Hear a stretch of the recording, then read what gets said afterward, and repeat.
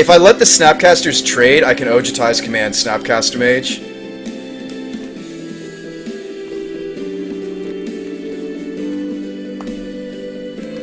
Having multiple blockers is nice. Snapcaster blocking a Snapcaster with an Ojutize command in hand is great. If we literally draw another red source, or excuse me, another land, any land, other than Colonnade, we get to use the Fork Bolt off this next Ojutize command. Because I am blocking with our Snapcaster. So he's basically just red, white, blue, burn. He's just Jeskai burn.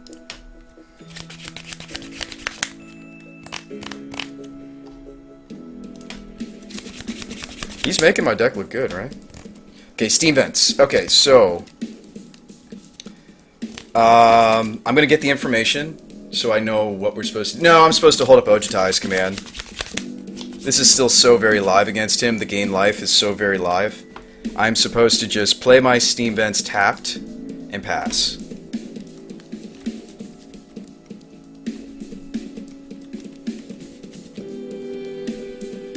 Because he does run several creatures that we could counter with Ojutize and then gain life. Yeah, so here we could counter the Delver and gain life. Although we've kept the Spellskite in play.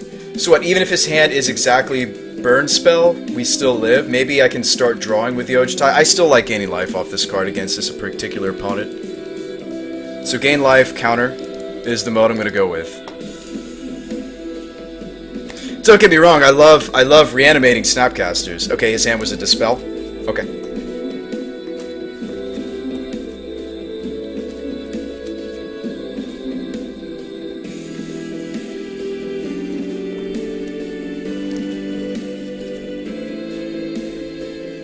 Monastery Mentor, finally. Okay. Let's go Mentor. Probe. Triggers.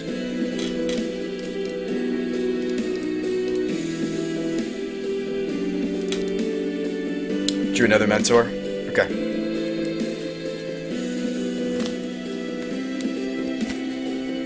I mean, if he naturally flips Delver, we can still easily lose. I'm not saying this is a sure thing. Path to Exile revealed.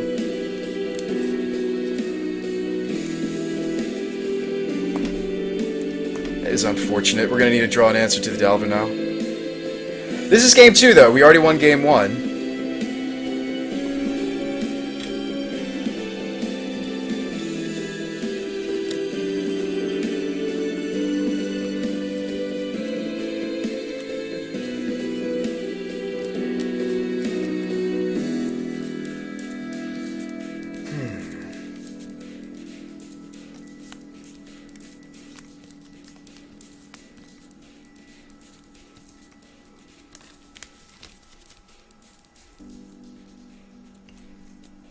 Snapcaster Mage. Okay. Again, this is depending on my opponent's hand, but Snap Electrolyze is fantastic.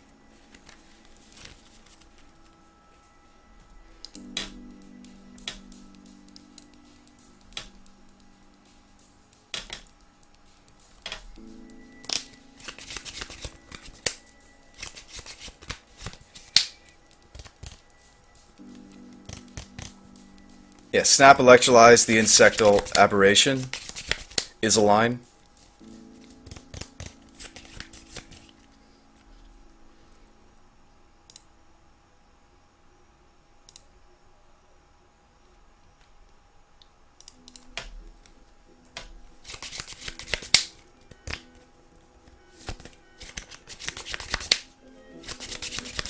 Oh, thank you, Angel. Duh, he has Path, that's right. So we're definitely going to go for it. I remember now why I was attacking. Yeah, snap it off. Definitely. Definitely good call. Yeah, we just snap Electrolyze the Insectal Aberration.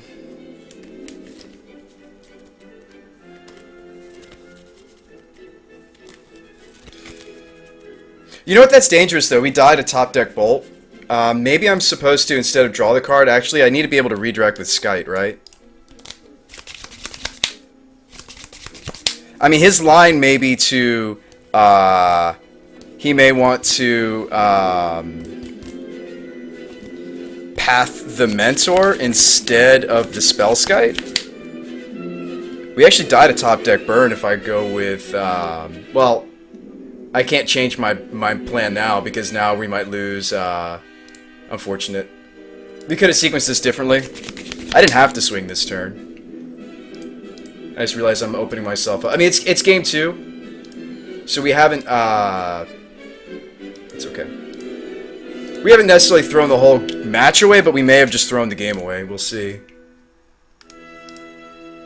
Yeah, I was gonna just do Fork Bolt, but now it's too late. Because then it makes my block really unfavorable, which I don't want to do.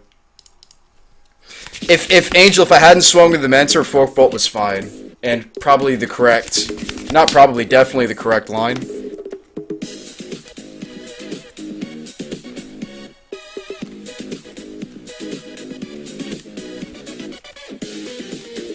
So you draw blue fetch or the third island and we're still good.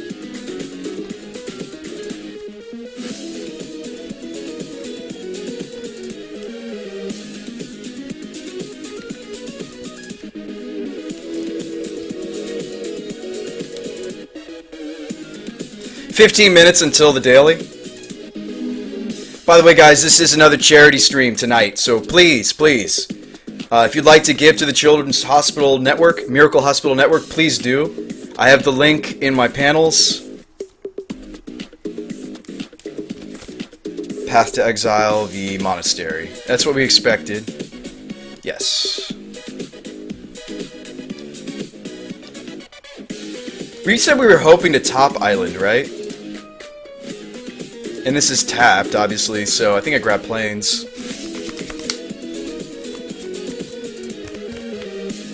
Nice! Okay, we're good. We're good. We don't lose to top deck burn anymore because I don't think I played a land this turn. Nice! Sulphur Falls. Excellent, excellent, excellent. Okay, we're good. We're good. But no, I think that if I could have redone that turn, I wouldn't have swung with the Mentor and I would have just, snap fork bolted.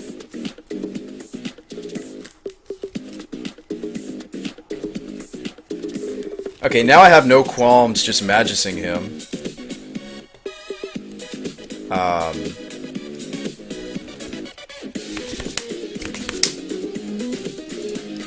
Like, I just want to go Magus of the Moon, really.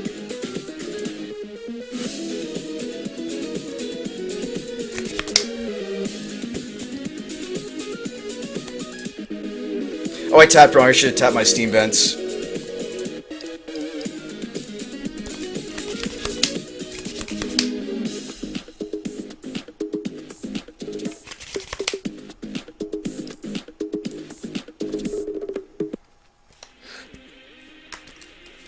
So we've cut him off of blue.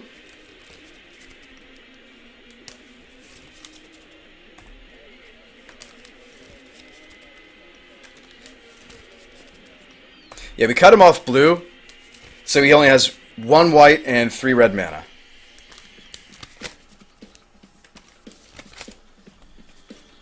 Got there. Awesome. This deck is very fun, actually. That was my second time playing the new version. I really like this deck. It's playing a lot of unexpected cards like Mentor. Shoal, people just don't play around this card. I know I've been saying that for some time, but people just don't play around it. Which I think is a nice advantage. Really, the only main deck spice, though, that you might not typically see is the Logic Knot and the Dispel. I'm looking to reuse my Snapcasters with Ojitais. Other than that, it's Cryptic all the way. Other spice, I guess, is the one of Fork Bolt, the one of main deck Counterflux. Other than that, I haven't really added too much spice to the list.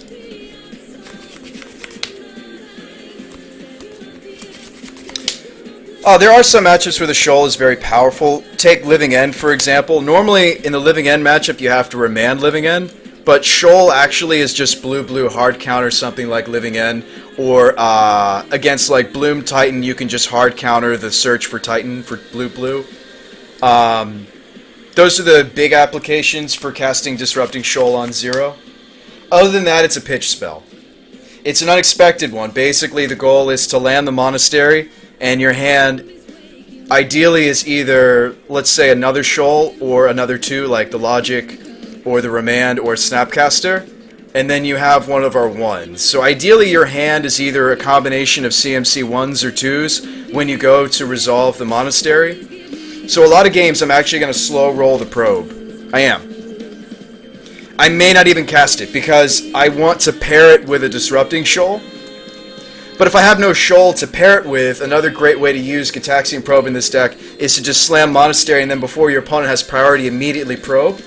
So that if they do have the Bolt for the Monastery or other type of removal, you're still making a 1/1 prowess. The only 3s I'm running in the list is an Electrolyze and a Counterflux. You do want some 3s. So I'm running 3 4s and 2 3s. Everything else is either a 2 or a 1 as far as blue is concerned. The one of Logic Knot I've liked a lot. I haven't really liked Mana Leak. It's not that I would never run Mana Leak in this deck, it's just I feel like it just falls off a little too much towards the late game. I cut some Colonnades, and instead I included a Loot House and a Sulphur Falls. I've included more basics than I've ever run in a deck like this, and I'm trying out a Magus.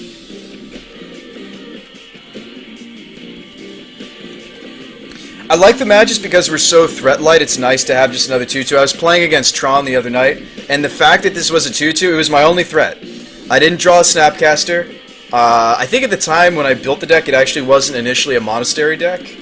So I think the only threats I had in the deck were the Snaps and Burn. We were heavier on Burn. So I had Snaps and Burn, and I had, out of the board, I had a Magus and I had a Core Firewalker, both of which came in, and I never drew the Snapcaster, and I don't think we got to enough mana, or I didn't draw a Colonnade. The other version was more on the Colonnade plan, Logan. I think this has potential to go all the way because it's playing unexpected cards. It's playing things that people don't play around. You know, this is great against Elves. People aren't going to play around the Shoal. I've never had anybody play around Shoal, yet. Now, if you're Shoaling and you don't have Monastery on board, you're using it wrong. Okay? The purpose of this is to stick a Monastery and keep a Monastery. Being able to Shoal terminates, paths, bolts. That's the function. I wouldn't run this in any other. I wouldn't run this in any other strategy. Maybe a Delver strategy, maybe a Geist of St. Trap strategy. But we want to slam the Monastery as soon as possible. These cards allow us to do so. The Probes and the Shoals. They allow you to do that. I mean, if you look at our blue count, I've made sure that the blue count is very, very high. As high as possible. If you look at the converted mana costs, let me demonstrate. So these are all our non-blue cards. These are all our blue cards. So we've got, these are all 2s. These are our 1s. So people typically run, if they run 8 pieces of spot removal, if they're running a full suite of paths and bolts, it looks like 8. So I want to have slightly more than they have. I want to have 9 1-drops to pair with the Shoal. As far as 2-drops that I care about, I very much care about 2-drops in Modern. So most of the time we're able to pair Disrupting Shoal with another 2. Your most, excuse me, I forgot the 3. So your most, I mean, this is just from analyzing the metagame. So you're looking at, we mostly will Shoal for 1 or 2. We have 9 1s and we have 12 2s. Now you can't, you know, again, you should count it like 11 because you need to have a Shoal that you're spending in the first place. So a more accurate depiction of the number of blue cards to pair with Shoal is more like 11 2s because you have to have a Shoal itself. Does that make sense? Outboard, we can add more 4s. I have 2 more 4s to add against, like, oh, no, I don't know, Scape Shift. It's nice to have another 4 that's relevant in the matchup to pair with a Shoal to hard counter Escape Shift. This can hard counter a Splinter Twin. Chronos, you can pair it to counter other Chronoses. I mean, other than that, it's not really... We have 2 more 1s you can pair. So if you're up against, you know, Tarmogoyf Lightning Bolt dot deck, which plenty of people are on, this is very good. With the Disrupting Shoal, it'll counter a Bolt. Without Shoal, no, with Shoal it counters a Bolt. Without Shoal, it'll counter Tarmogoyf.